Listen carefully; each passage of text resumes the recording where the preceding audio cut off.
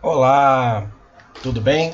Bom, retornamos então para continuarmos os nossos estudos sobre os cálculos químicos e agora, nessa nossa aula de hoje, nós vamos falar um pouquinho sobre os casos gerais envolvendo estequiometria, ok? Então, esse nome cálculos químicos você pode encontrar também com o nome de cálculos estequiométricos. Ok? Muito bem. Na nossa primeira aula sobre esse assunto, nós conversamos sobre a teoria atômico-molecular, vimos os conceitos de massa atômica, massa molecular, massa molar e ainda os conceitos de mol e também a aplicação da constante de Avogadro. Se você ainda não assistiu essa aula, peço que você, por favor, vá lá depois, dê uma passadinha lá e confira essa aula. Belezinha? Muito bem. Bom, então, o que nós vamos estudar hoje? Nós vamos falar um pouquinho sobre os passos para resolver um problema envolvendo estequiometria. Depois, eu vou te mostrar um método chamado método das três linhas, que é um método bem prático para a gente montar as nossas regras de três. E vamos finalizar resolvendo aí vários exercícios de aplicação. Belezinha? Muito bem. Então, vamos começar verificando os passos para resolver um problema envolvendo o cálculo estequiométrico. Bom, o primeiro passo é escrever a equação química devidamente balanceada. Bom, na maioria dos exercícios, a equação é dada. O que eu tenho que fazer? Conferir se a equação está ou não está balanceada, ok? E nós já vimos como balancear uma reação química, né? Se você ainda não assistiu essa aula, confira lá depois, ok? Bom, segundo passo é estabelecer uma regra de três.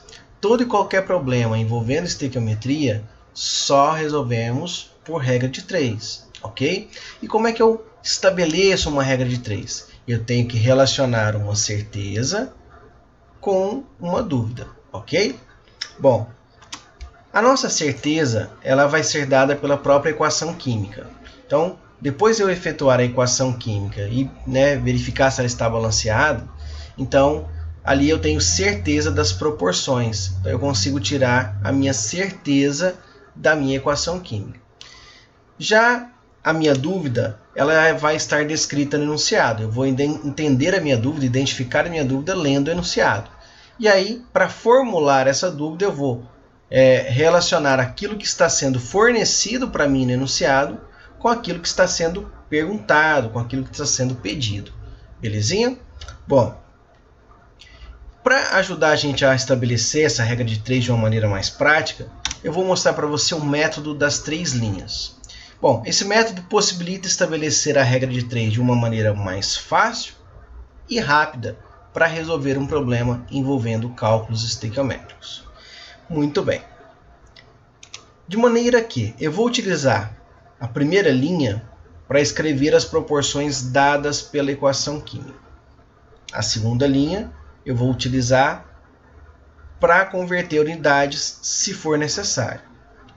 E a terceira linha é a linha onde eu vou escrever a minha dúvida. Então eu vou usar para formular a minha dúvida, relacionando sempre aquilo que está sendo fornecido para mim no enunciado, aquilo que foi dado, com aquilo que está sendo pedido, com aquilo que está sendo perguntado.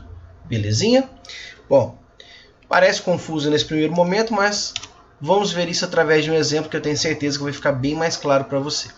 Então vamos lá. Considere a reação química representada pela seguinte equação. Então eu tenho aí uma equação química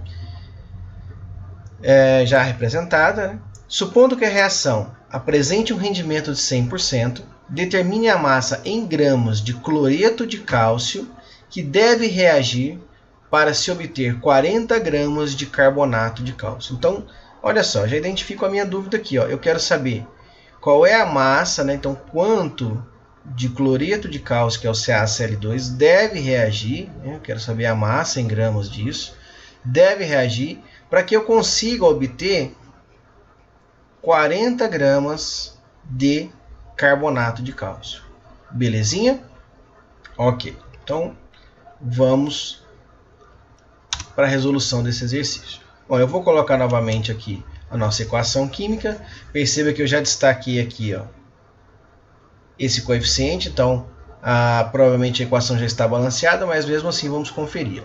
Eu tenho aqui então 2 átomos de sódio, aqui também 2 de sódio. Eu tenho aqui um cálcio, um carbono, um carbono aqui, um carbono aqui.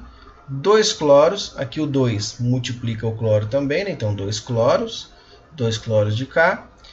3 oxigênios e 3 oxigênios. Então a minha equação já está balanceada. Muito bem.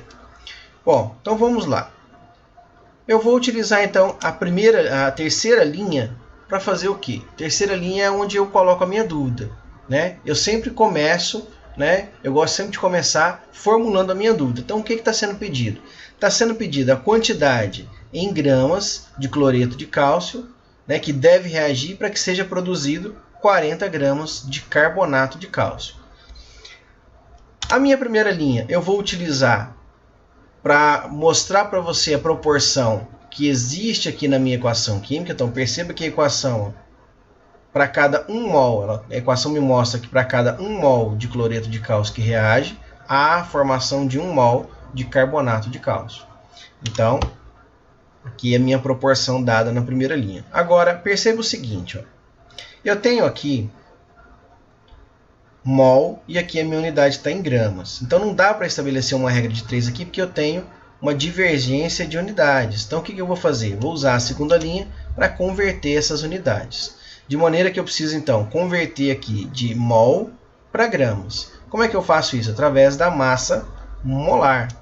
Bom, eu tenho aqui, né, já pesquisei na tabela periódica as massas do cálcio, do cloro, do sódio e do carbono. Então, como eu preciso encontrar a massa do cloreto de cálcio, então eu vou fazer a continha aqui, ó. Cloreto de cálcio, a massa é 40, a massa do cloro é 35,5, então vai ficar 40 mais 2 vezes 35,5, isso vai me dar 111. Já a massa do carbonato de cálcio, que eu também preciso encontrar, eu vou ter aqui 40 do cálcio mais 12 do carbono, mais 3 vezes 16 do oxigênio. Perceba que eu tenho aqui, né, 3 oxigênios. Ok?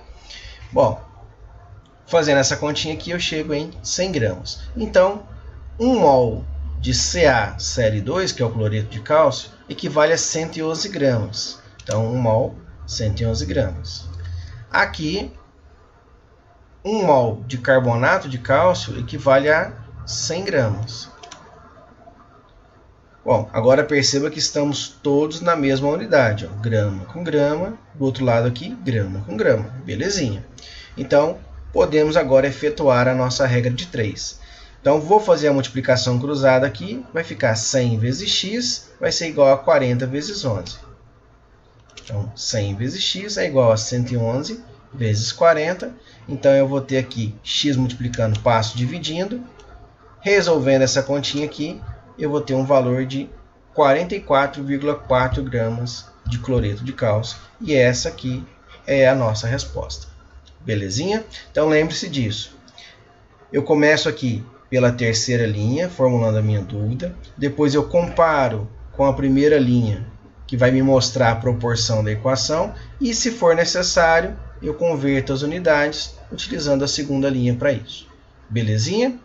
Tranquilo? Bom, vamos então prosseguindo aí. Vamos para um exercício de aplicação para a gente colocar isso tudo em prática. Na metalurgia do zinco, uma das etapas é a reação do óxido de zinco com monóxido de carbono, produzindo zinco metálico e dióxido de carbono. Letra A. Escreva a equação química correspondente. Então vamos lá. O cara não me deu a equação, mas ele me descreveu ela no enunciado. Então ele está dizendo que o óxido de zinco reage com monóxido de carbono, formando o zinco metálico mais CO2. Perceba que aqui eu tenho então um zinco, aqui também um zinco, um carbono, 2 oxigênios, e aqui um oxigênio mais um oxigênio. Então, no primeiro membro também 2 oxigênios, a equação já está balanceada. Letra B. Para cada 1000 gramas de óxido de zinco que reage, qual é a massa de zinco metálico obtido? Bom, dados que a massa do zinco é 65,5 e a massa do oxigênio 16. Bom, Então vamos à resolução da letra B. Eu repeti a pergunta aqui para a gente se orientar melhor. Também já coloquei a equação, né? Lembrando que ela já está balanceada, então basta nós resolvermos o exercício. Então vamos lá. Lembrando sempre que eu utilizo a minha terceira linha para a dúvida. E qual é a minha dúvida aí? Para cada 1000 gramas de óxido de zinco, então 1000, quanto de zinco metálico será obtido? Eu quero saber a massa de zinco metálico, vou deixar aqui a massa em gramas também. Muito bem. A minha primeira linha,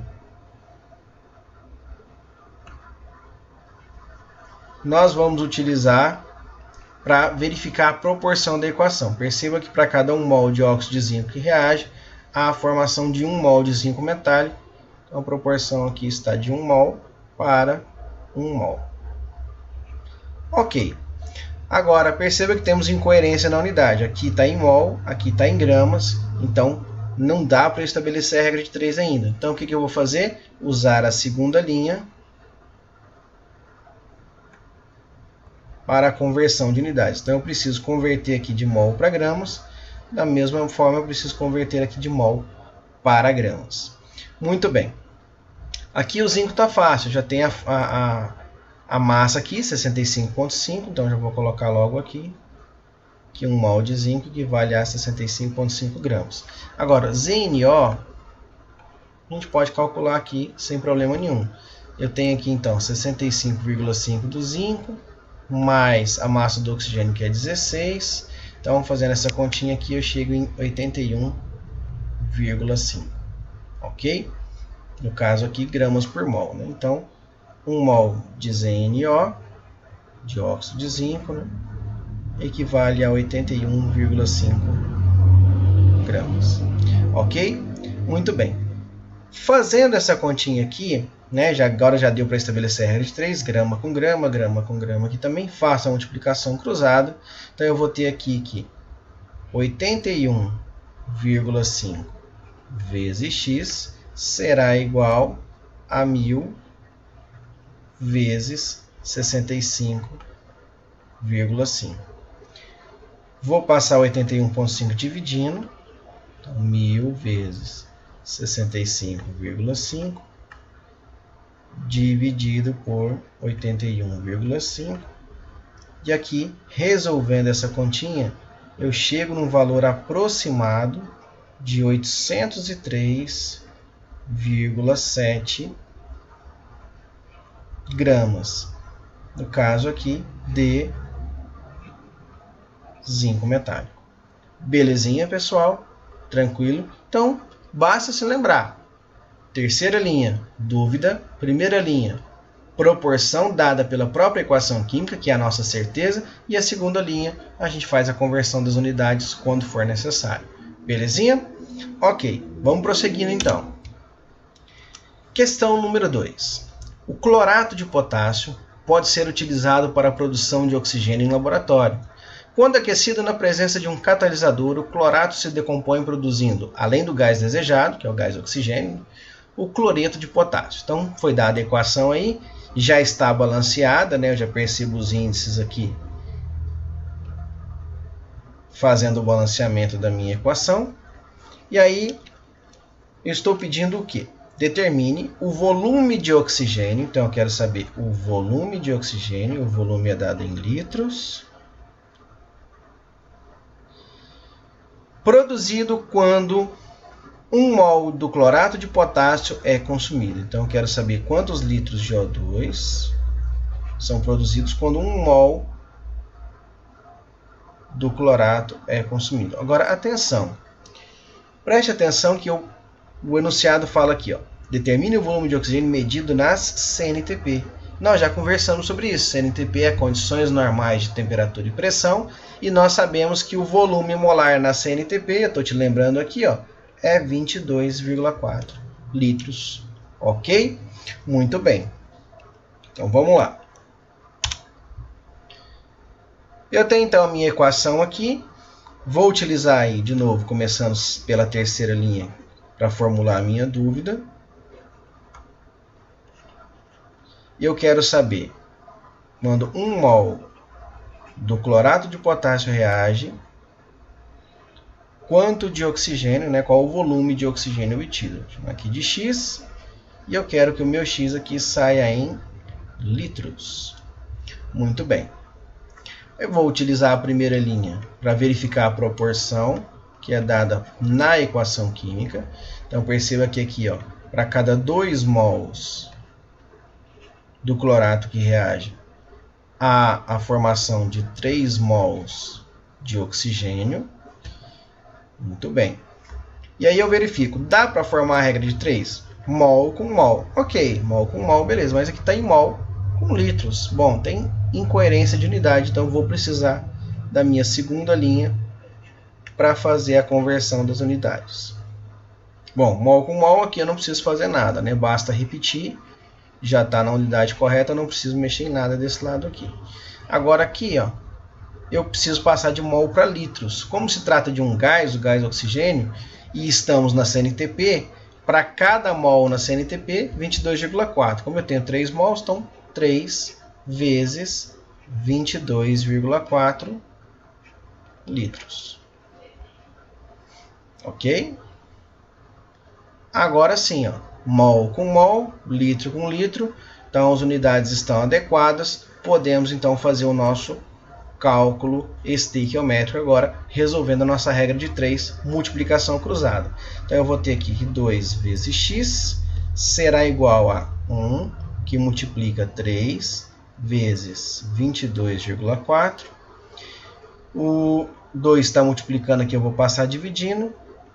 Então aqui nós vamos ficar com x é igual a 3 vezes 22,4 vai dar 67,2. O 2 estava multiplicando ali, passei dividindo. Então eu vou ter que x é igual a 33,6 litros. Litros de quem? De gás oxigênio.